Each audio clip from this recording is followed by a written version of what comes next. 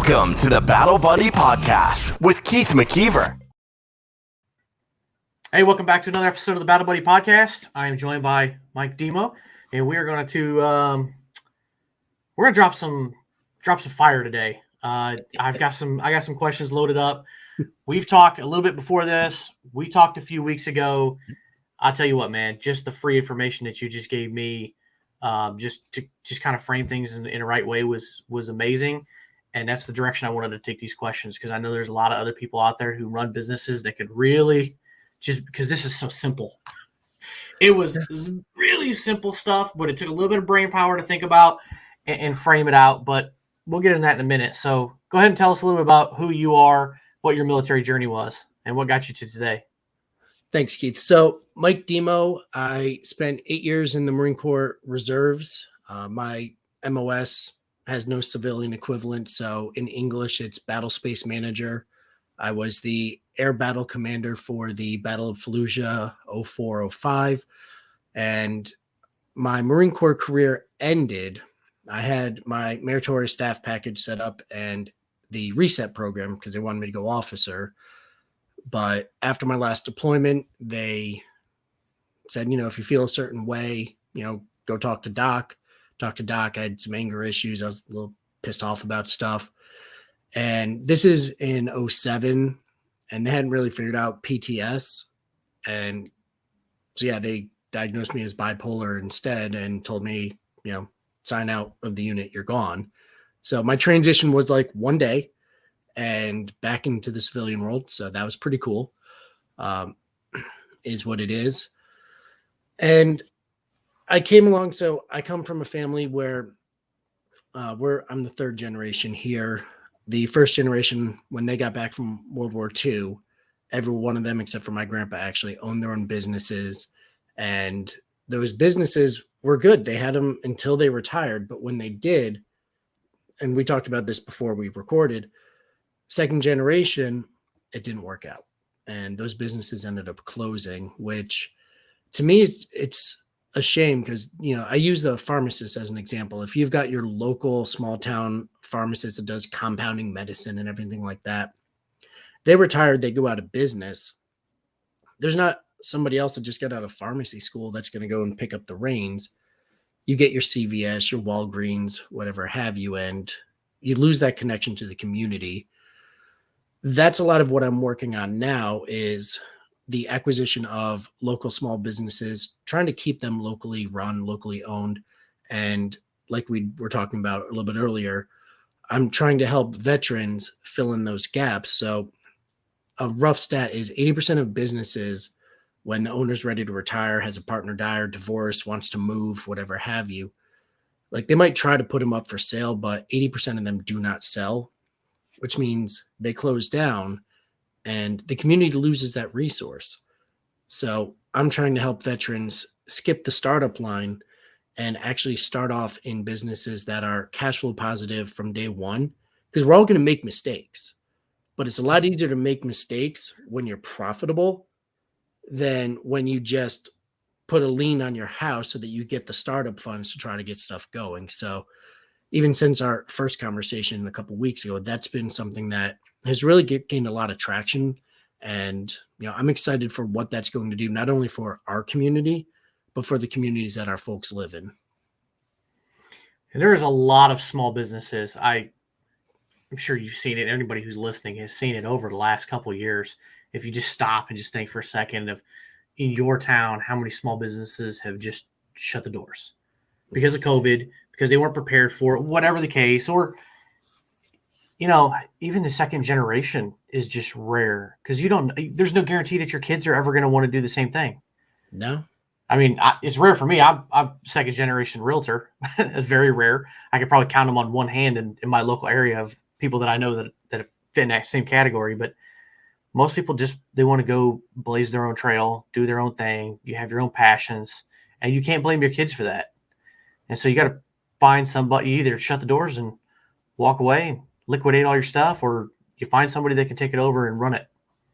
Don't have the desire, the passion to do so. Yeah. And that happened in my most immediate family. So my stepdad was one of the premier builders of luxury homes in Fairfield County, Connecticut. So you always hear about the Gold Coast of Connecticut, your Greenwich, New Canaans, and like, dude, the houses that I helped build as a kid, I mean, you're talking like 10,000 square foot. This is like in the 90s, going for multiple millions of dollars. And on a 150-foot run of house, eighth of an inch is about all he was allowing for a tolerance. Like really well built houses that are going to survive. But he was always stressed out. He never learned how to properly delegate and have a crew foreman. So when you have two crews and you're the person running it, you're running back and forth. It's frantic. He was picking up the checks. He was cashing the checks. He was doing the payroll. He was looking at blueprints at night after he got home. He ended up dying, had a heart attack on the job site at 65, dead. There was nobody to pick up the business. Never told me how to do it. And we ended up having to sell off his assets at maybe 10 cents on the dollar to help cover final expenses and everything, which, side note, drives me nuts because I've been a registered financial advisor for almost a decade now and had been saying that. But, those are even things like small business owners, like you don't know. Like it's crazy. We have so many conversations about like the issues one of my clients was having. We were talking about before, we're like having the right people, or when I think you said it was your grandpa, when the one partner dies, make sure you sell out your shares. Well, that would have been just two key life policies that each partner pays for the other person. So when one passes away, the insurance proceeds pay out the other family.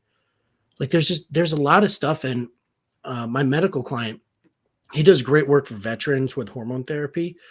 And I started walking through the exercise. And I appreciate you showing me your homework there, by the way. But he's like, Mike, dude, they just don't teach you this in medical school. And this is a guy that brings in decent seven figures. And the same stuff you and I were just talking about, like we're starting from square zero. And that might be the Marine Corps in me, where break it down to build it back up. Maybe that's still stuck in my DNA in some way. And sometimes you got to break it down Barney style, right?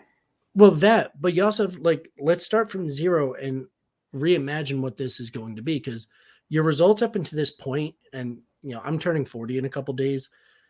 I thought I'd be at a different place than I was, but life had different plans, and that's cool. You have to be able to say, all right, that's all well and good, but from here forward, what does it look like? And starting from that core, that's where we start to see the growth and acceleration and start to build. So like, I don't know, do you want to share a little bit about what that exercise was? Because it might be informative for everybody. Yeah, actually, I was there was a few things. That was one of the questions I wanted to get into was we talked a little bit about finding purpose, that kind of evades a lot of people. And you had mentioned 3-word mission statement. Mm-hmm. And so what is, I guess the first question on that is, what is the importance of that 3-word mission statement? In a word, ironically enough, it's clarity. So if you look at a major corporation, they've got a paragraph of here's the fluffy things that it's just all the feel good in the heart, right? Maybe, yeah. Try to tug on the heartstrings, yeah. The English majors in the rooms love it, but what the heck does it mean? What do you do? Like back in that movie, The 300, Spartans, what is your profession? They have one word. Orville Redenbacher, their thing, it's popcorn. That's what they do.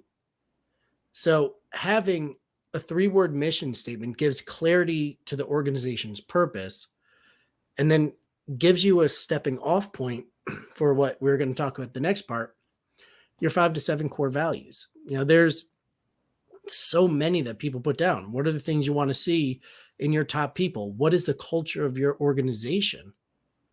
Oh, again, here's another page. Let's break it down again. Maybe Barney style. I like that one in boot camp. But what are the 5 most important things?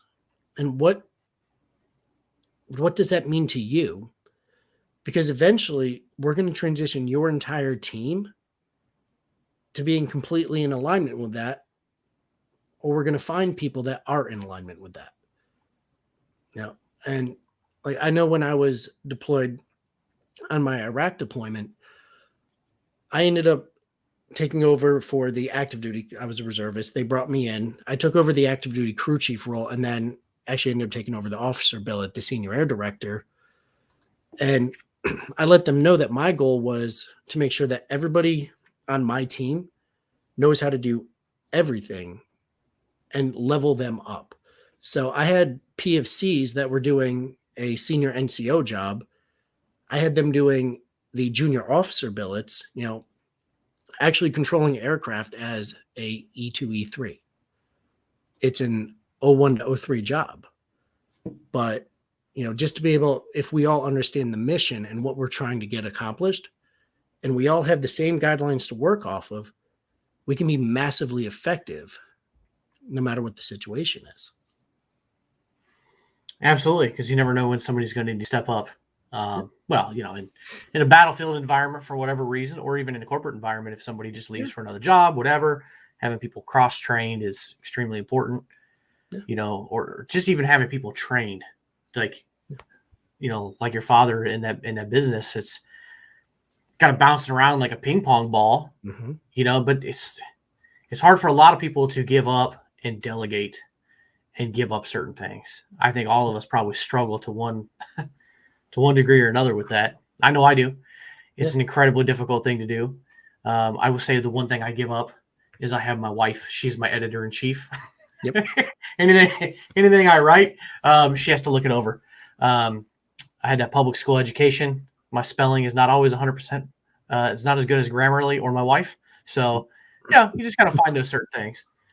Yeah, Jarvis is great for that too. I think they just rebranded it, but it's software to help with that. My wife was an English major too. I wasn't. I joke with like I can talk like an adult, but if you see me type, good God, it's terrible. So, know your strengths. Yeah, absolutely. Know your strengths, know your weaknesses, and figure out what you can take off your plate, which I know is such a difficult thing for a lot of people. I know you talk to a lot of business owners too. That's probably, I would assume, one of the top things that you probably hear is how do I give up task A, B, and C so that I can focus on D, which is what I really like. And that's something that I ironically do cover. And most of the time we think that word should come from the top down. Jocko Willink has a really good point about leadership from the bottom up as well. So one of the exercises I run people through is I want you to write out exactly every task that people should do in your organization. Now, have them also do the same thing. Here's what I do to do it. You're going to see discrepancies. Have them try to do it your way and get the feedback on what doesn't work, because there's only two reasons they're doing it another way. One, they weren't taught, or two, your way doesn't work. Good point. Yeah, one of those is true. There might be another variable, but that's usually pretty much it. So let's work through, okay, so this is what we're doing. Now, as a collaborative effort, let's find the efficiencies. I have my fancy Lean Six, little certificates and all that stuff, but you could just read a book, Scrum. It's available on Amazon. It's like $15.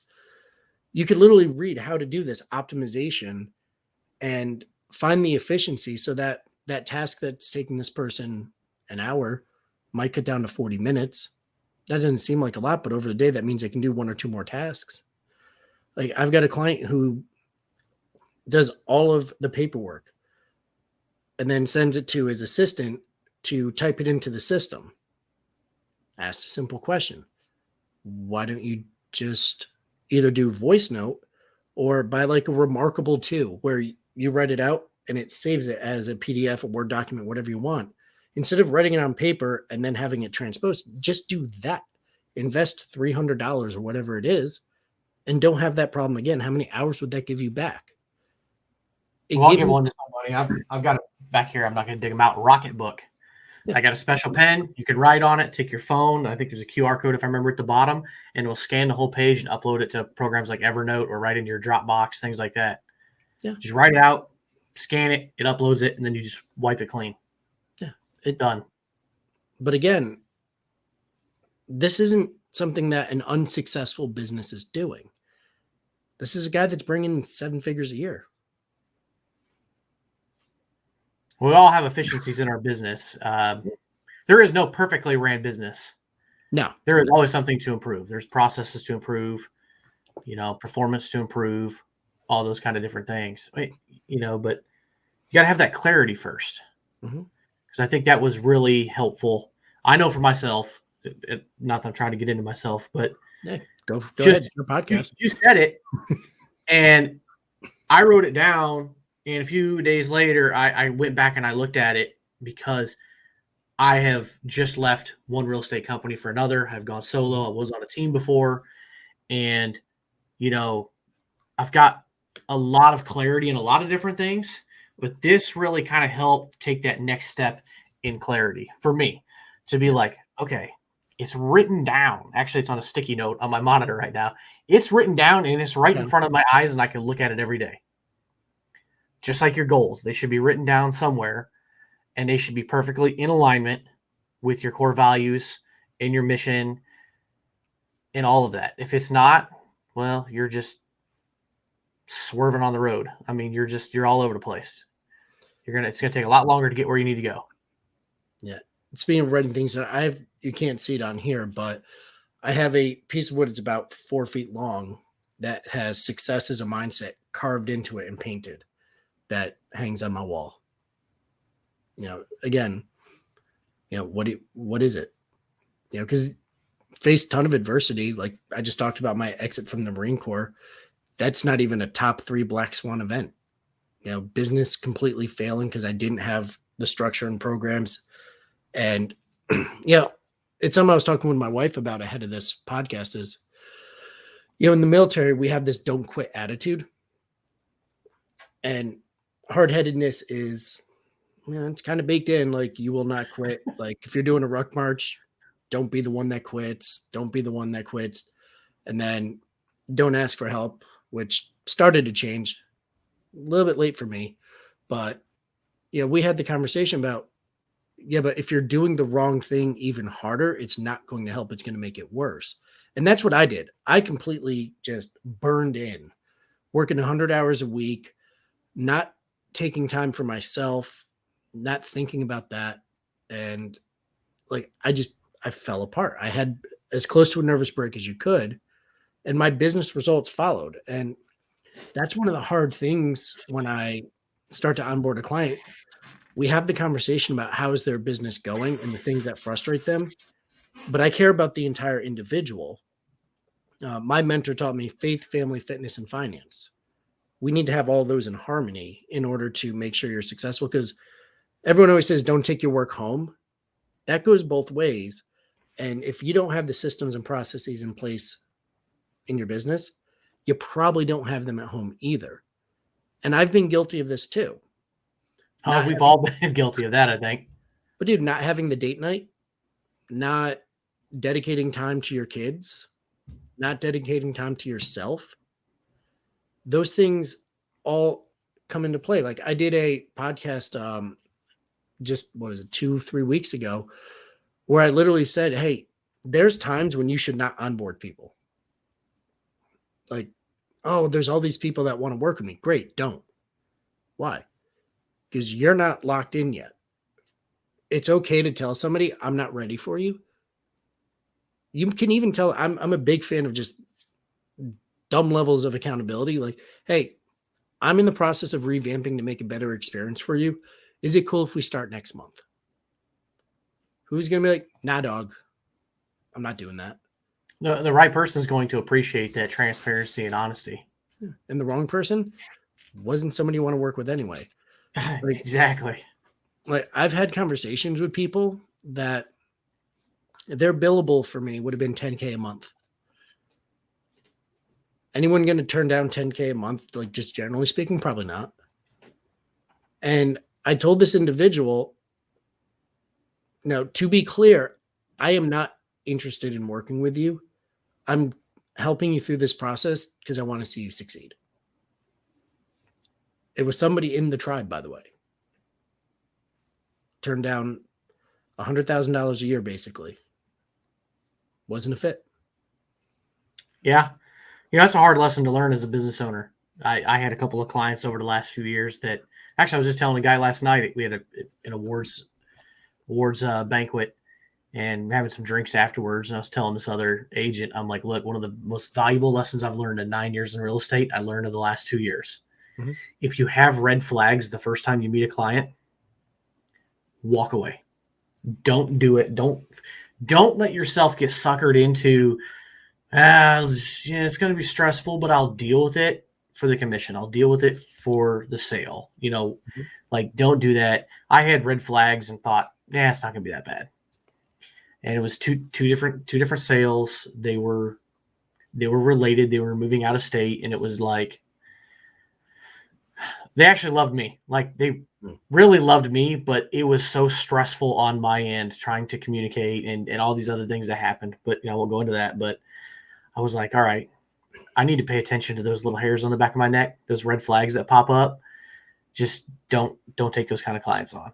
It's not worth the stress. You gotta find that balance. Like, work with the people you want to work with. Be purposeful. So we didn't help. We didn't talk about this on the last time we chatted, or even beforehand. But on the financial side, like I said, I've been a registered advisor for about the same time you've been in real estate. Brought in maybe $500 million in assets for clients, and there are people that I just don't call, won't work with. If they do call in, I'll send them an email back with what they need, but I won't do that because energetically there's not a fit. And I was helping a financial advisor with this about a month ago. A little bit newer to the business, but he was a vet. So, hey, there's not going to be a billable on this one. Let's just have a conversation and ask the question, like, who do you serve? Well, I mean, look, I get it. You've got your 7, you've got your 63. Everybody does. Like, it's all the same. My $1 billion asset managers and my, $1 million asset managers all have the same license. They all have access to the same products. Who do you serve? Well, I don't know. I don't want to cut anybody off. And that's when we were talking earlier about like all the stuff that I just told you, like literally, hey, let me share my screen and show you this is the exact framework I work off of. Ready, willing, and able. Here's how this all works. Take it. Because I work off of a blue ocean model where there's plenty of room for everybody. That being said, there's plenty of room, but I want to own this one little space. And I started working them through. Like, do you want to work with, let's just broad demographics, men or women? Women. Okay, well, that's about 150 million. Liberal, conservative, if it matters to you. Pick one. All right, 75 million. How old? Okay, that's X million. And then in this particular area, that's X million. And then you break it down. All of a sudden, you know exactly who you want to speak to as a client. And it's somebody that you'd want to have come through your door every day and have a conversation with. One of the things we always talk about is like the lack of tribe once you leave the service. Your customer can be your tribe if you do it right. Like, they're the people that you want to connect to. And I ended up breaking down with this guy, which like, there's probably 500,000 people within 50 miles of you that you could speak directly to. So instead of that broad message that gets lost in the static, have an amplified message that cuts right through. If you do that, you're going to see results. And he has. And every single business can do that. If you're, some of them are going to be more broad than others, right? If you sell tires to consumers, you're selling it to everybody. Everybody who has a car.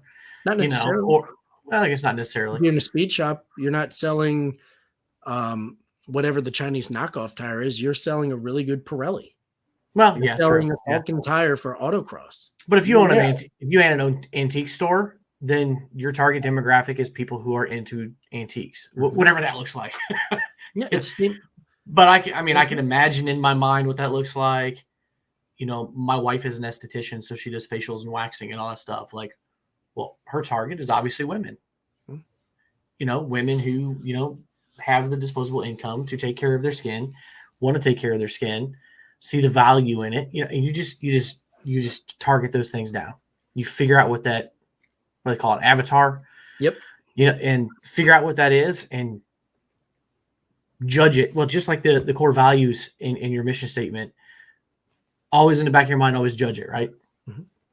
It's a Compare good it to it. it's a good compass to be able to work off of, to know if you're going in the right direction. That's basically it. And so many people in our community try to do it the way that I did it when in my 20s, where I ended up, ball of fire, that whole thing.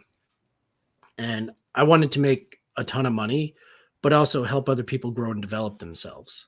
And like, there's relationships I have with people that worked with me back in 2006. Like, we're still in contact, and that's really cool. But I burnt out because I didn't have the systems, processes, and I was starting from zero.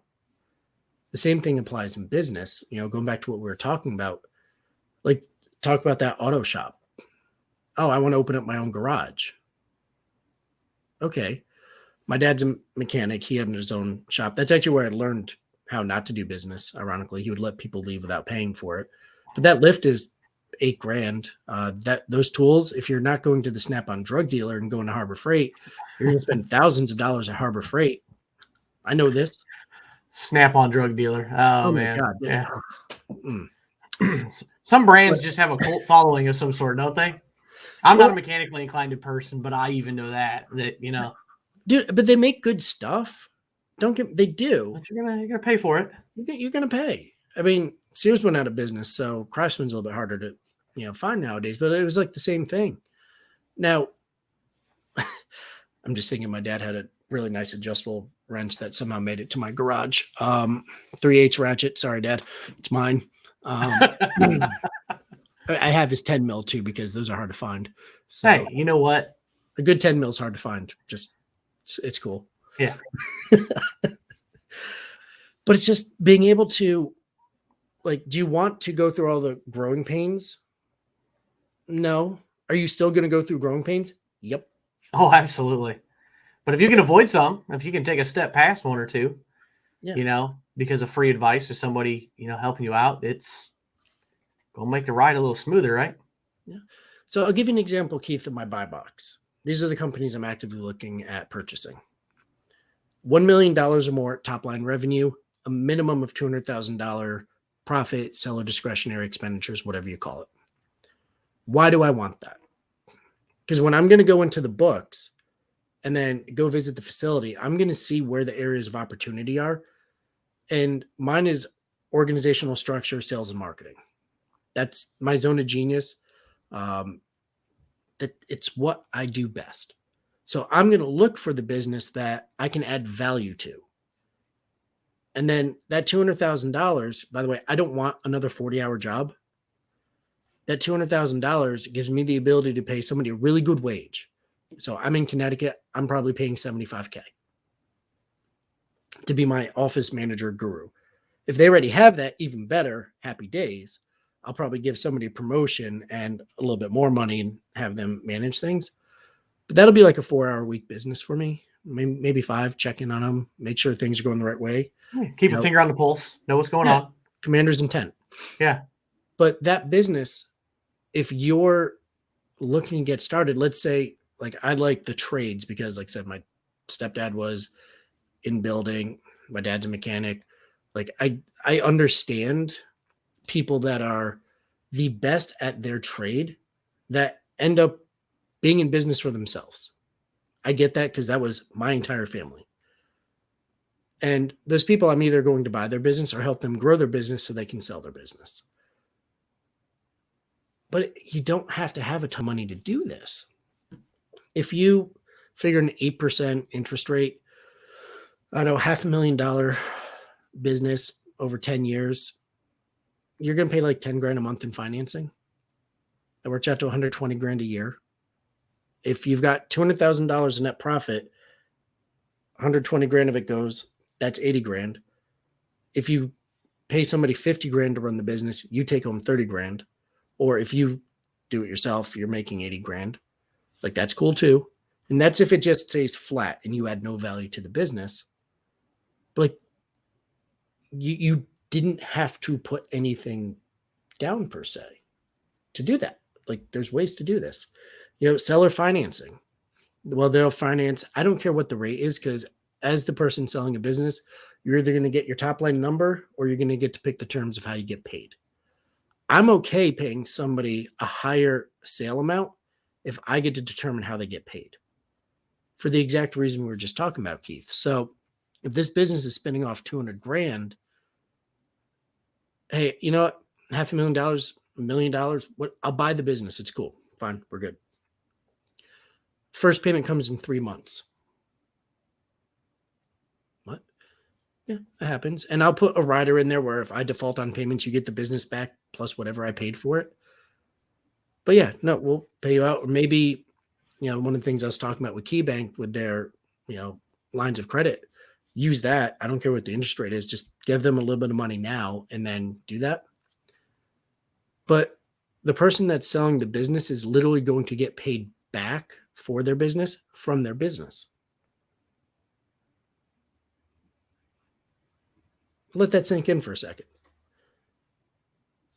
I'm not mortgaging my truck, my house, all that stuff. Like one of my new business partners up in Ohio leveraged his house to pay for his company startup. One of the first things I'm going to do is figure out a way to pay that loan back with loan that's secured by the business itself. You should never have to have your house where you live with your family under threat because God knows black swan event. You don't want that. That's a lot of risk. And you should maybe, if that's the only option, if that was the only option for somebody, maybe you should reevaluate what direction you're going with things. Because that's not a good idea to over leverage your assets. I mean, that's what everyone does. I mean, the 2008 financial crisis, over leveraged, not having equity in your house because, think of it like a VA loan, but for people that didn't serve, like being able to finance 125% of the appraised value, your negative equity in the house. That's basically what you're doing when you leverage your house for your business. And how much stress do you bring in? Like, just think from the mental side, because I've been there. When you've maxed out all of your personal assets and you still have to make payroll. That sucks. Like that, my stepdad used to have to try to figure out how much money was floating in his account because he didn't just have proper processes. Like if you can not do those things and know, hey, if I just tread water, even if you don't take a paycheck, that business is still going to be successful and grow. And then you can take a paycheck. Like there doesn't have to be the financial struggle to go with the mental struggle of learning and ramping yourself up. And that's one of the things going forward that I'm going to be working on is helping bring veterans under my wing, if you will, and let them buy in their local communities. Because like we were talking about before, the local businesses have been decimated. And if they go away, like actually my dad was here earlier today, the local parts store, Levine's, they've got locations in every town around here, very local, Danbury, Connecticut. It just sold. It didn't sell to somebody from here. It sold to a national chain. So those local dollars, they go away. Brand X automotive parts or Callahan or whatever it was from Black Sheep, they're not buying the Little League t-shirts to support the team. They're not a pillar in their community. Yeah, definitely not invested at all in the community. No. Maybe in their community, in another town, another state away. Yeah, and no, they're all in the Acela corridor, though. All those corporations roll up to, the big city. And that's where you see, like, these companies go wrong, and you wonder what's going on in corporate America. Why do they give a damn what Twitter says? Because the people that now own them are all centralized in one area. Like you're in the real estate field. How many houses in your area has BlackRock bought under Blackstone? Probably a lot. It's could be a few. Yeah, I have no idea. Up around here, like that's what they're doing. And yeah, we're in probably one of the top 5 most affordable markets probably in the country, top 10, 15 at least. You could spend $140,000 on 1,000 square foot ranch home with a full basement, half an acre like lot. It's we are an extremely affordable market. Not at all my pitch for people to move to Peoria, but Did it's affordable, and we have seen a lot of outside investors, a lot over the last couple of years.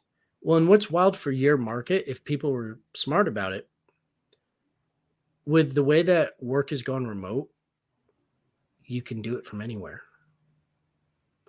Which is why I tried to have my wife allow me to move to Texas, but that didn't work. But that's God's country. Do you tell her that? It is, and I'm working on some land either there or in Wyoming. That will be happening in the next couple of years. But like, you don't need to be stuck to anywhere. Like, I haven't commuted to an office. I built an office. It's fine. It works. Mm-hmm. Like, go to Peoria. Why not? Yeah, you could work for a company a lot. Well, all across the Midwest where the affordability is amazing. Low traffic, quick and easy to get around, super affordable. Of course, we may have high property taxes, but still, not even close compared to the values. Don't tell me about high property taxes. my bill comes in over $1,000 a month, man. Wow. Yeah. No. Well, somebody might have it worse than Illinois, but you could live here and work in New York, Chicago, DC, Miami, work from your home, right here and not have to travel. Or maybe if you do, we do have an international airport. Well, they call it international airport, but Chicago's not that far away. Neither is St. Louis. You could travel if you need to, and so I don't know. You have a good point. I don't know why some people live unless they have other connections. If you don't have connections, go somewhere cheap. Mm-hmm. And everything that I just walked you through, that can be done remotely. Like, one of the businesses I'm looking at acquiring in the next quarter is in Ohio. I don't live in Ohio. Doesn't matter. Now, it helps that I have somebody I trust in that area. But what can you do through your tribe and community to maybe have a partner that's somewhat local, or just do it via Zoom? You can do it. Yeah. And if you don't want to take on too much of a risk, find some place that you can travel to by air, or a couple hours away on a drive, so you could go there. I think probably visit at least periodically, go make a site visit or something like that if that was important to you as a business owner. But and at the end of the day, find something that you're passionate about. And then, like, just an example of a website, Biz Buy Sell. It's free to sign up for it. Just start looking. The numbers will start to make sense to you. Figure out what you're okay making. Like, if you're going to work in the business, you might be okay, like, depending on where you are, with 50K, 100K, whatever the number is. But you'll start to see that the numbers work. And these are businesses that have been around 5, 10, 15, 20, 40 years. So they're through some of the, baby steps. The hurdles. Yeah. Well, they've already got staff. They've already got marketing and advertising done. They've got brand name recognition. Maybe. To varying degrees on all those for sure. Yeah. Like, you don't know how well they've done, but some of those things could be semi-established or they could be well-established. Mm-hmm. It could just be that, somebody's just like, you know what? I'm 80 years old now. I'm going to retire. It's time for me to hang it up. I don't have any kids that want to do this. And somebody approaches me with the right deal. It gets me out of this. I can go retire, move to Florida, and hang out with the Gators. Well, and that's one of the secret weapons that I guess sharing on a podcast is not as secret, but I got it from somebody that does blue ocean type things too. Go talk to the people of, hey, X, Y, and Z HVAC company. It's been around since 1980. I don't know. It's about 40 years. Hey, man, are you looking to retire?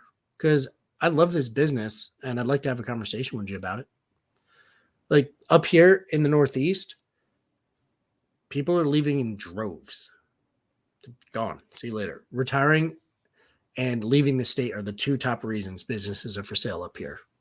So it's a good incentive, but take a look at their numbers. You might be giving what they call like paying a multiple of earnings.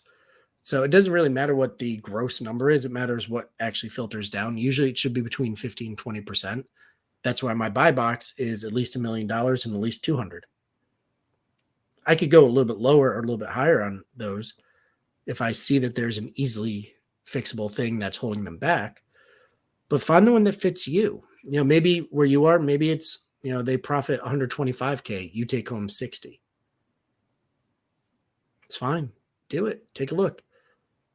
But if you're passionate about signing the front of the check instead of the back of a check, and if you've never done that, it's so much better. So much better. It does have a lot of additional responsibility because your organization and culture is going to look like you. So, shameless plug, you might want to have a guide or a consultant to help you through the process. But in general, there's well-established practices. If you do that, you're going to be successful. If you just held water, that business was already doing okay. You find the things the previous owner wasn't doing well and fix it. And then you start to see the growth and scale. Which is there. Because like we said earlier, no business is perfect. So there's always room for improvement. I was just thinking about the local restaurants in your town or, any other small business that you've ever gone to. Maybe they don't offer, I don't know. Maybe they don't offer cheeseburgers, but all the rest of their food's good, but you just want a cheeseburger and they don't offer it. Or maybe they just don't offer the brand of tire that you want. Whatever. That's some things you could fix. Or maybe they just, maybe the food is great quality, but the service is a little lacking. All right, well, train up the staff. Find a person that can do that, can motivate, lead, train, improve that, turn that around, and increase your profits. So that's true, Keith. Now, there is an opposite side of that. Like the Cheesecake Factory menu is too big. And there's only one kind of cheesecake you need. It's just cheesecake. Yeah, but going back to your point with the 3-word mission statement, a lot of businesses have business lines that don't match up. They might be better off spun off into their own thing. But business owners try to innovate and expand, but it's not like they have been taught what to do or brought somebody on board to help them with the decision. They just try to figure it out. Like, hey, like I have a family friend. He was one of the best Italian chefs in the area, hands down. Great Northern Italian food. Decided to add a sushi bar to his restaurant. Oh, that makes no sense. He liked sushi. There wasn't a lot. There was an opening in the market for sushi. That's cool. Not at your Italian restaurant. No, that makes no sense. And that business folded because it was trying to be too many things to too many people. And you'll knock down a wall and start another business on the other side of it. Yeah, different name, different company. Could be the same people. Put up some drywall. Actually, no, in the town I grew up in, there's a famous chicken restaurant. Right behind it, the people own the same place, and it's a little like dive bar. They actually share the same kitchen, but in there you get like onion rings, pizza, burgers. In the main restaurant, you can also get burgers, but it's like fried chicken, green beans, mashed potatoes, like those kind of things. It's more of a family atmosphere, bar atmosphere, literally in the same building, just separated. You could walk through the kitchen, I guess, if you're an employee, but that's it. Totally different clientele. How long have they been open? Forever? 30 years, 30 plus years. You think that's going to stop? I don't know. I went to school with their kids. I don't know if their kids are involved in the business or not, but statistically, at some point in time, they probably close down their doors unless they find somebody to approach them. They find somebody passionate that is willing to take over the supervisory role. Yeah. I'm not saying, Keith, I'm just saying, ask them to what their numbers look like. You might have yourself a little side hustle. I'd have to think about that. I'm not much for the chicken game. But here, going back to my point, you don't need to be. You just need to find somebody that is. Yeah, that's a good point. And the business has to make enough money where you can pay them and still get something for yourself. Darn good point. If I own 10 businesses where I bring in $50,000 a year, it's $500,000. If I'm paying somebody to run it and I just need to talk to them an hour or two a week, hey, how are we doing? What do we need? And there is some stuff like from the agile mindset, there's things called a level 10 meeting. I know we're at like 45 here, so we could do that at another point, but like the weekly stand-up meeting just to see, hey, all in accountability from all parts, what worked, what didn't work, and what are you working on this week? And everybody does it, and you can see, all right, this is jacked up, that's jacked up. And it's pure accountability where, the HR manager didn't bring in enough people.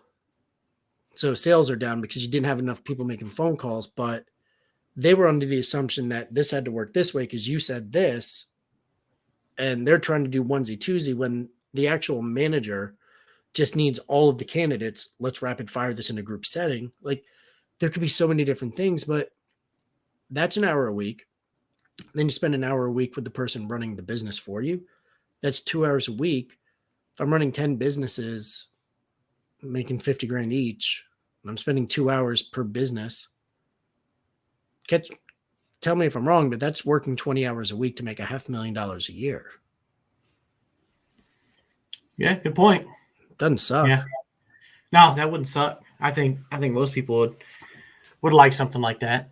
So, yeah, that's man, yeah, there's definitely a lot more to unpack and a lot of logistics in that stuff. So, I will say anybody who's interested in that, I'll throw the banner up there right now. They can connect with Mike on LinkedIn. I'll be up there. It'll be in the show notes too for anybody listening.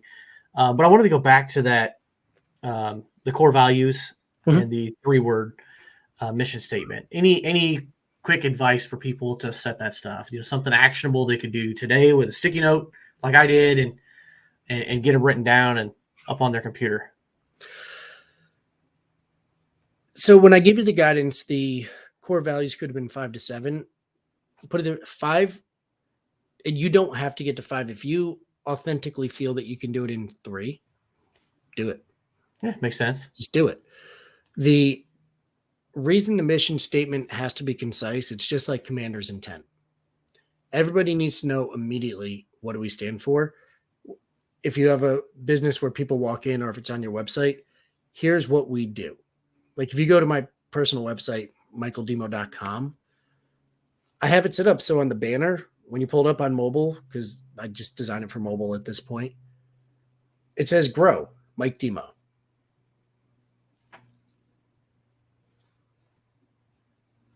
That's what I do for people. That's it. There's a lot of things that go with it, but if you break it down to its essence, that's what I do. Now, did I know how to build the website properly when I did that? Not really. Sometimes the universe just helps you out. I'll be completely yeah. Sometimes you get an assist here and there, right? Completely honest. That was it intentional? No. Did it work? Yes. But that's it. That's you what still put the check on the win column for that, right? Yeah. Even if it's not, well, it still works. It's still a win. Yeah, but just so everybody knows, here's what you stand for. Here's what you do. Because ABC Corporation could be whatever you want it to be. But when you step in the doors, what do you do? What is your mission? And that's it. And then, hey, these are the things that we believe in. 1, 2, and 3. Maybe down to 7, but like 1, 2, 3, whatever it is. And things that you're passionate about. And then all of the people, in the Marines, we had the saying, speed of the leader, speed of the team. So as a leader, you had to be on point. You had to be the best at it so that you could get all the other people with you. That's an important thing. Same thing. These are the things that you as the founder believe in. And everybody that works here is going to be on board with that. And that doesn't mean you're firing people right away, because it's not their fault that you didn't create this intent until now. Usually it's like a 3-month process I take my clients through, where at those weekly meetings, the leadership team is going to check in. All right, Bob, Sue, Fred, for each one down the line, are they a plus minus, or a minus? That's simple. It's not personal. And then it's not, oh, well, they're a dirtbag because they're a minus on these things. Hey, what can we do to help Bob get on board? Like, what can we do to help enculturate and bring him and show him why this matters so much to us? Right. How do you motivate them and teach them? If it's a motivation issue, motivate. If it's a skill issue, teach. Yeah. And at the end of the day, you as the leader, you're responsible. If your people fail, it's usually not their fault. Yeah, and good leaders will be able to recognize those things and do what they need to do to make a team be successful. Yeah, I know there's a lot I can think of, even in my business, other real estate teams in my area. From my perspective, perfectly well-oiled machines. Yeah, like they're just good. They're good at what they do. They're my competitors, and I'll say that out loud. I have competitors in my market that are Mhm. extremely good at what they do. It's a reflection of leadership. And a process and intent. Yep, absolutely. Dude, in financial management, it's the same thing. Like I said, there's people, like one of the groups I work with manages General Motors pension and 401k plan. It's a lot of money. That's a lot of accounting, numbers. But they have a Make your system head and a spin, probably. process. Oh, yeah. And a process for all of that. Now, take away like one of those major accounts. The best people that I have a standardized process. Altium Wealth in Westchester, New York. I interviewed with them back there. The guy that is like the head of operations is a Marine. Didn't work out commute and everything wise for me to get down there, but they have a synergy of all the things somebody will need. So they're the one-stop shop for their people. And they manage billions of dollars because they have an efficient process to handle whatever it is their client needs.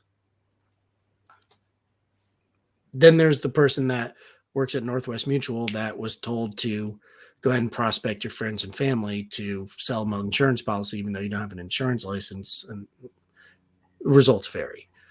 But they all essentially have the same things to offer. It's just the quality of what they offer and the processes and systems and clarity behind what they're doing. Yep. So just gotta, the lesson for today is just get that clarity. There's a lot to unpack for sure in this episode, but yeah, man. Sorry. The action, no, it's good. That's what I expected to bring a lot of heat, right? Whatever it was I said back in the beginning. Fuego. But get that mission statement. This is the action item. Pay attention, everybody. Get your mission statement dialed in. Mm-hmm. I guess even if it's, I do love the short and condensed, simple. That is much better than the paragraph. I guess if you have to write a paragraph, but I would highly suggest you look at a much shorter option, and then find those core values and get yourself on the path of being centered at least. There's a lot more that can go into it. This is just the basics. And then on those core values, I'm sure there's some good examples out there. I will do a little research, and if I can find some, I will throw those in the show notes as well. Some sites on some great words that people might not think of. It might inspire them to be like that. I like that one more than another. And I'll give you a good one. We'll fire away. What was your branch of service again? Air Force. What's your core values? Integrity first, service before self, excellence in all we do. And I will tell you my first two core values are integrity and service. The Marine Corps is honor, courage, commitment.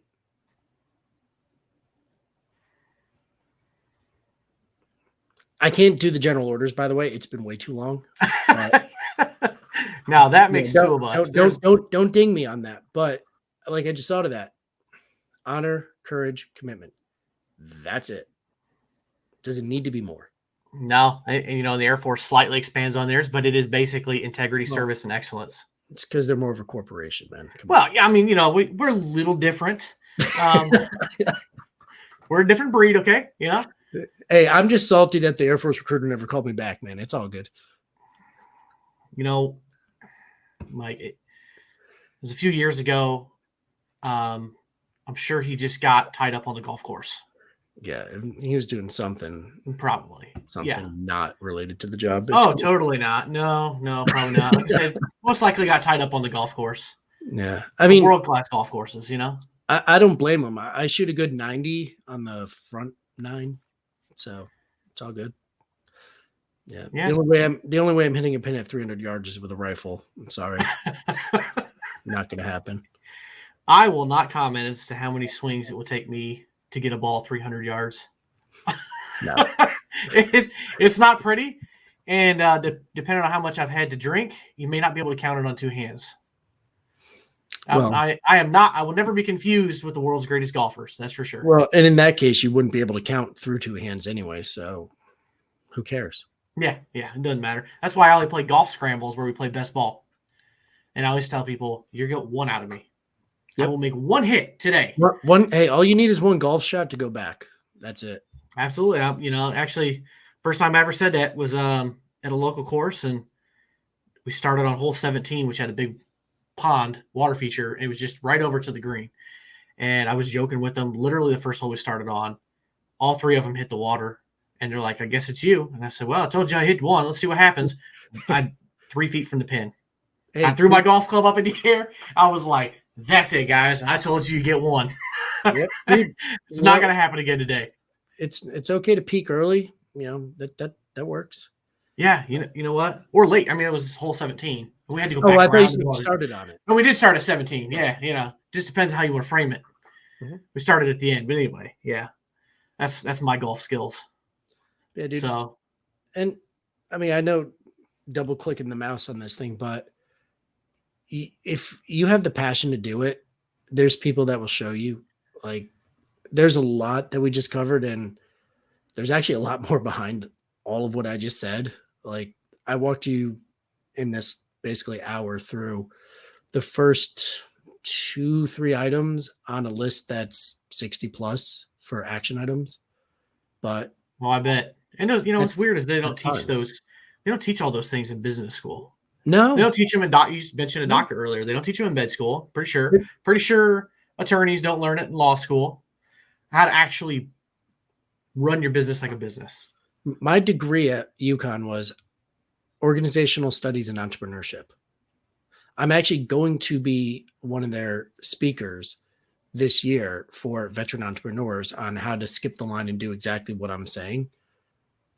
I didn't learn any of that there. No, definitely not. I didn't learn Scrum. I didn't learn about Agile. I didn't learn about Lean Six Sigma. I didn't learn any of those things. But thankfully, you go overseas a couple of times, the government will pay for you to get a degree. So it's fine. Yeah. So get it. Yeah, definitely get it. Hey, you should take advantage of it if you got those benefits, right? Yeah. I didn't even know where that diploma is either. It's somewhere in a box over there. Don't care. Yeah, school has record of it anyway. You don't need a paper copy. If they need it. Yep. So anyway, Mike, I appreciate you being on the show and dropping this knowledge. And I think that's some great actionable items for people to start with to get themselves on the path to being centered. So once again, find Mike Demo on LinkedIn. It's scrolling at the bottom. It's in the show notes. Connect with them. Reach out to them. Fire questions at them. I know you'd be more than happy to help anybody. So any last words?